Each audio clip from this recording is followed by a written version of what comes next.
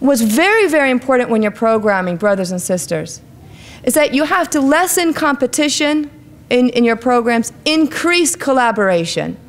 If there's too much competition, one person always wins, everybody else loses. Does that attract you to the mosque, knowing that you're not always the best at everything that goes on over there?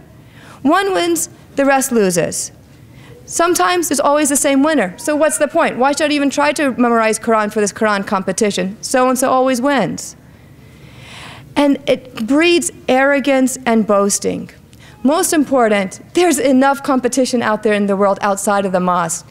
And competition leads to stress. The mosque should be a place where there is no stress, that it's stress-free. It's a place where you can come and be calm and relaxed. It's counterproductive, bottom line, to having an environment where we teach people to work together.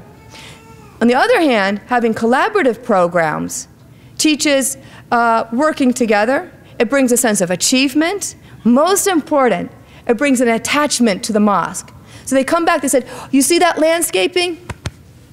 I dug those holes for those trees or for those plants.